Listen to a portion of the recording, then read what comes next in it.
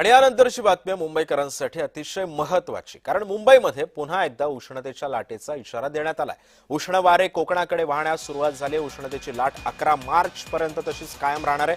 तापमानाचा पारा 40 ते 42 अंशांच्या आसपास जाण्याची सुद्धा शक्यता आहे। रायगड असेल, पालघर असेल, कल्याण असेल, डोंबिवली आणि मुरबाड या परिसरामध्ये कमाल तापमानाचा पारा 40 ते 42 अंशांच्या आसपास जाण्याची शक्यता आहे।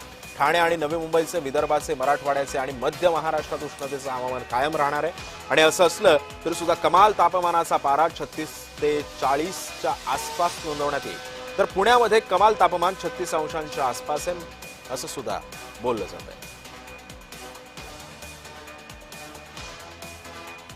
आणि या संदर्भामध्ये माहिती जाणून घेऊयात, माझा सहकारी मनोज दयाळकर सध्या आपल्याला या संदर्भात माहिती देणार आहे। मनोज, उष्णतेचा पारा काही कमी व्हायचं नाव घेत नाहीये। उष्णतेची लाट तर आलेलीच आहे। होळी जशी सरली तर त्यानंतरच उष्णतेला सुरुवात झाली। हीट वेव्ह सुद्धा वाढतायत। घरातून बाहेर पडायचं म्हटलं तरी आता विचार करून बाहेर पडावं लागतोय।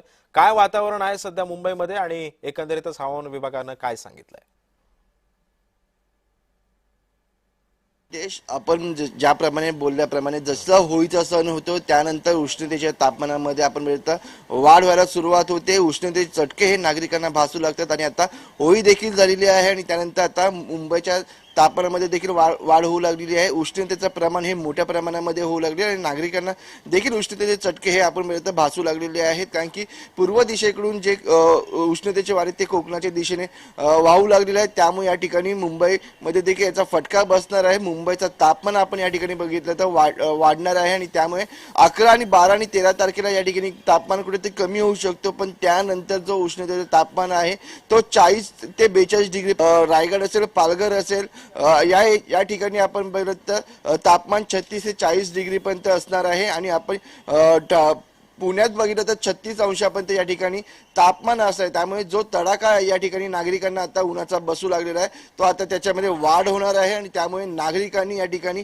काळजी देखील घ्यावी आणि आपण बघितलं तर नागरिकांनी या उष्णतेमुळे कुठे नागरिकांना परिणाम होऊ नये, त्यामुळे नागरिकांनी पाण्याची बॉटल तसेच काही गोष्टी आहेत त्या आपल्यासोबत घ्याव्या असं देखील या ठिकाणी हवामान खात्याकडून सांगण्यात आलेलं आहे। सिद्धेश, नक्कीच मनोज, धन्यवाद आपण दिलेल्या या सविस्तर माहितीबद्दल।